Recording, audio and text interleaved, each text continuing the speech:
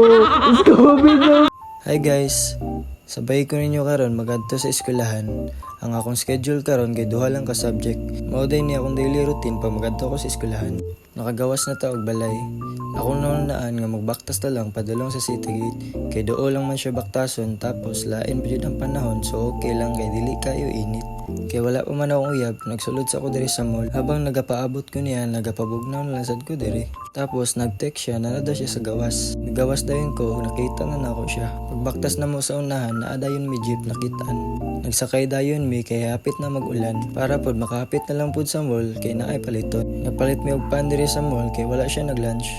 Karon guys, nagabaktas na ta pasulod sa eskwelahan. Kailangan na mo magsulod karon preparation para sa exam. Nami mga activities ug performance na kailangan i-perform. Nagplano mi nga sa room na lang kauno ng pan. Kay medyo taas pa man ang oras. Ang atong room karon kay sa 4th floor. Naghagdanan ra mi kay puno ang elevator. Para sad mas dali kay taas ang pila didto ha. Napalit na lang sad mi og kape para na i-partner sa pan. Karon naabot na mi sa room. Pag-abot na mo, gitanaw na ko, medyo gamay pa og tao. Makaon pa na mo ang pan ug ang kape na among gipalit. Kani pa lang day sila ang naa diri sa room. Habang nagahulat sa among prof, naganam-anam na pud og abot ang ako mga classmate. Classmate day na ako sila tong kauban ako nag-hike. Habang wala pa mi nagsugoy, di na share nila ilang experience katong nag-hike mi.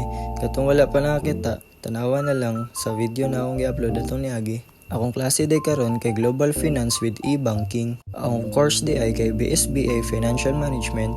Karon kay gipagawas mi sa school kay naglinog anda nga time. Habang nagahulat pakabalik sa school, ginalingaw na lang namo among mga sarili.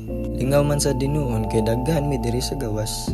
Unya namin nakauban nga taga SPC nga mga estudyante. Kaning duha ka lalaki nasa akong atubangan. Di sila ganan makita sa kamera kay maulaw daw sila. Kaya laman nila pakimensyon na lang kung kinsa na sila. Bagay sa vlog.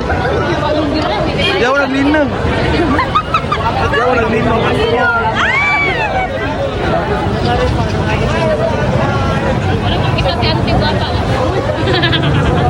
Naan nami sa room. Akong second subject karon kay Gender and Society. Ginahulat na lang namo among proof dira. Nag-start na among performance. Wala ko kabalo kung performance ba niyo Christmas party na namo. Pero tungod sa mga performance nalingaw ang among klase. Dire makita ninyo kung sa ka-talented ang akong mga classmate. Kung sa sila ka maayo mag-roleplay. Ang among performance karon kay about sa gender oppression. Pag guman nila og perform, nagsunod dayon ang ibang grupo. So far, ang mga nag-perform kay lingaw ang ilang roleplay. Bido, Bido, Bido, Scooby-Doo, Bido, Bido. Garon guys, pauli na miyani na timingan nga kami lang ang pasahero sa jeep. Maulang to ang akong klase karon. Salamat sa pagtanaw. Unta dili mo magsawa magsuporta sa kuha.